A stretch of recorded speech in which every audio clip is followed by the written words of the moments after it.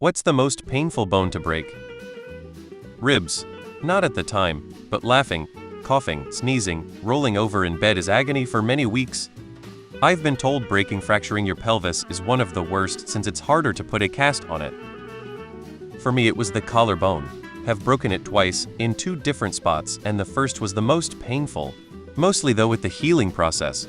You can't cast it, so anytime you move that side of your body it's pain. And being forced to sleep on your back for weeks is challenging.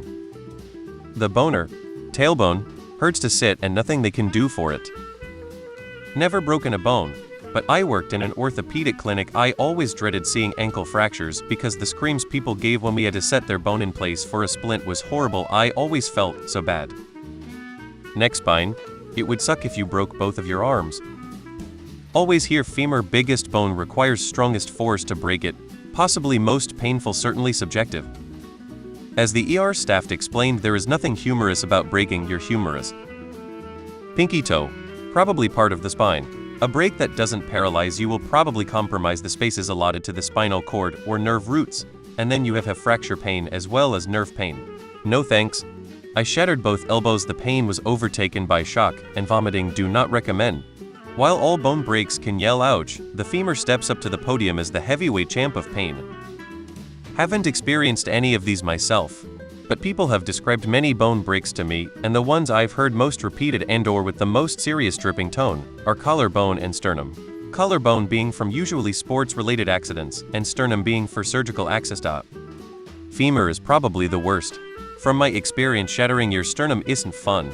Cracks and hurts every time you breathe or move your upper body, and God forbid you sneeze or cough. Backbone, humerus bone, absolutely nothing more painful.